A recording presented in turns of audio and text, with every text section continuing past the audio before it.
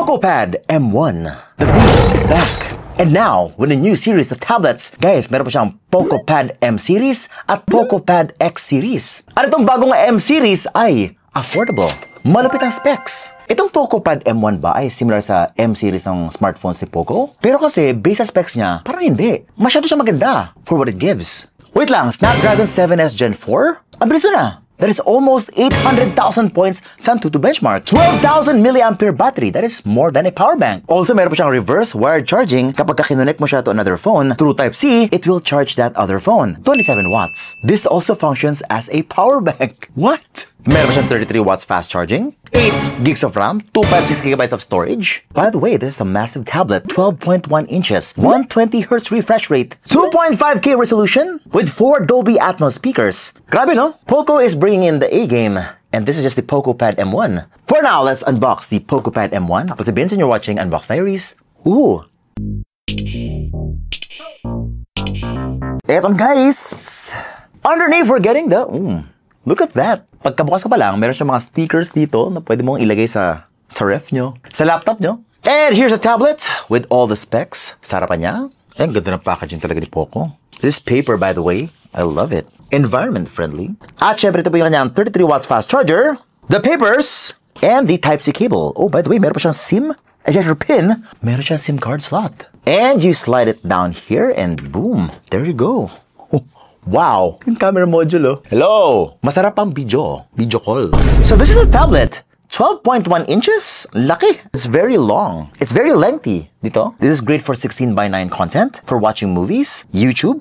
Oh, by the way, guys, meron pa siyang PocoPad M1 keyboard and PocoPad M1 casing, which is sold separately. Baka naman ako kasi, di ba naman kailangan ng keyboard or yung casing? Well, casing kailangan naman talaga yun. It's not part of the package, so you have to buy it separately. Pero yun, meron siyang keyboard and casing for this tablet. Nice. This is looking pretty nice. Especially sa landscape. Pero, guys, kapag portrait siya matangkad. It's a very tall device. Pero it's super light pa rin for something na 12 inches. Very light, even though it's all metallic body. I am loving the design. It's very simple lang po. And you got here the very familiar camera module. This is an 8 megapixel rear camera. At meron pa siyang 8 megapixel selfie camera. Which I think is masyadong maliit para sa isang display na ganito kalaki. Kasi makita mo talaga yung mga pixels sa ganito kalaking display ah. Wait lang, check ko lang yung kanyang sound.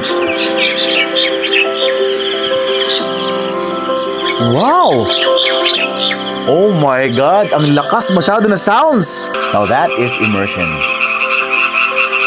Now to my soundstage, it's got that 180 or pretty much 270 effect dito sa harapan ko. Yung mga pangit kasi na speakers, guys, malalaman mo talaga na pangit kasi nga, yung sa mga butas nila, alam mo na lalabas sa left or lalabas sa right side. Ito naman, parang may bilog siyang ganito na naka-push forward sa harapan mo, which is nice. It's got that surround sound effect. Pero of course, syempre, wala siya yung nasa likod. Nasa harapan mo lang po siya. The sound is crisp, has bass, and the soundstage is very, very good. There's a little bit of detail na hindi mo usually naririnig sa mga typical mid-range speakers. Wow. Now, by itself, it's a huge tablet. It's a huge naked tablet na hindi ako sanay. Kasi kapag mga tablet, guys, usually nilalagyan siya ng casing. Kasi mabigat po to. The probability na mahulog po to is higher than the usual smartphone. Lalo na kapag video call ka ng parang ganyan with your loved one. Mangalay ka for a few moments and tatama sa mukha mo. Guys, huwag niyo kalimutan na lagyan siya ng casing. Also, with the keyboard, this will transform it into a computing device. It's even got the Xiaomi Smart Hub and more. Shared clipboard. Ito po yung sa Xiaomi interconnectivity. Already baked in sa Xiaomi HyperOS.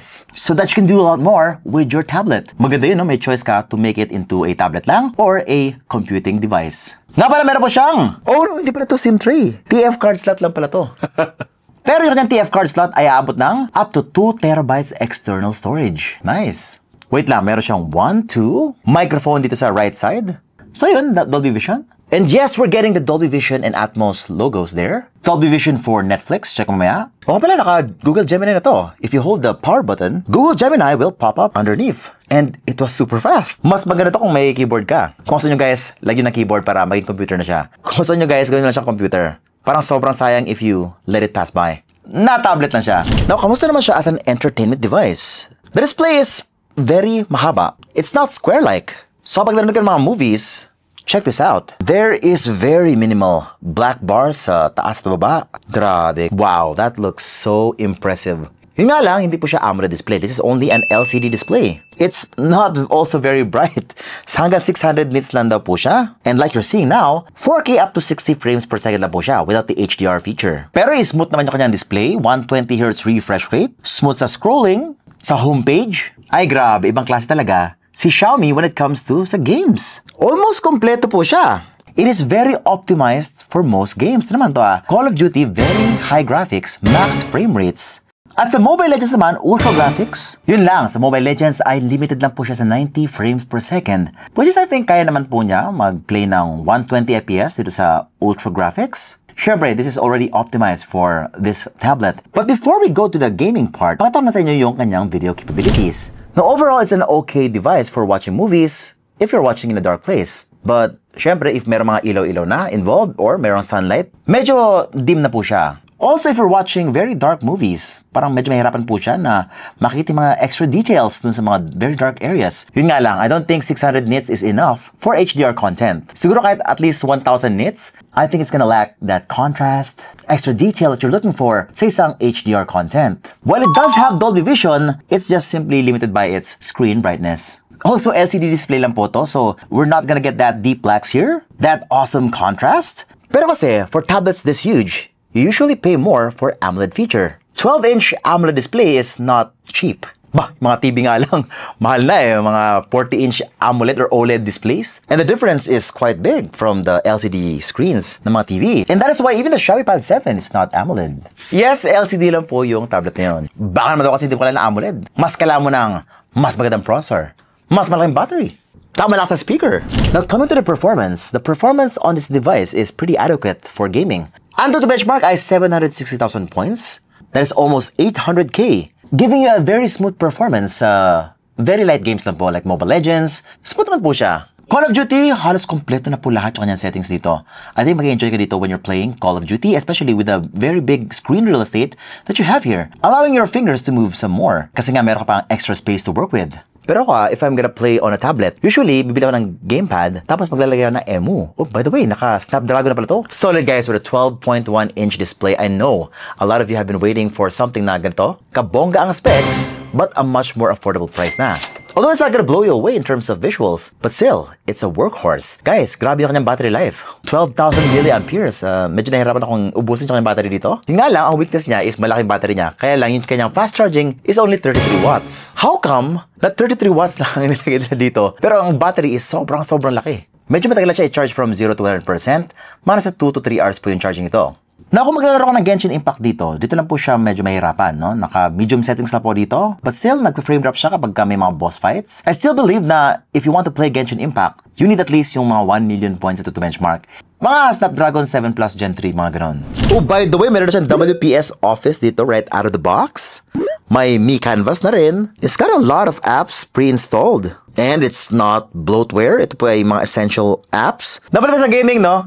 Game Turbo. Meron po siyang Game Turbo. Alam niyo ba yon? Game Space. Ayan. Which allows you to play your games in a virtual space within the tablet. Nakakaiba dun sa homepage, making it look like a console na merong boosting. With the game mode, you can boost the CPU and GPU even further, overclocking it so that you get more FPS, more stable frame rates. You can even block calls, text, so that you can focus more on your game.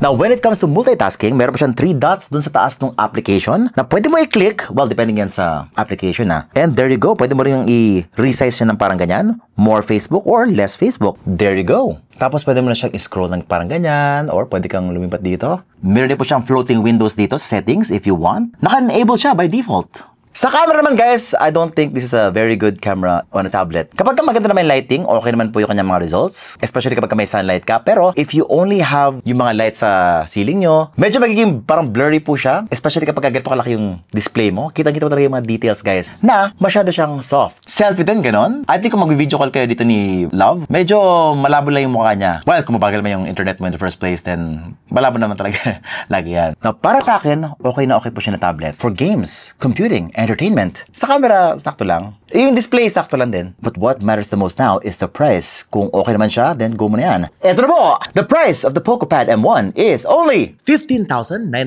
pesos. Pero na siyang early bird price guys, 12,999 lang po siya ngayon. From November 26 to December 9. Sa Shopee. O baka naka-discount siya ngayon?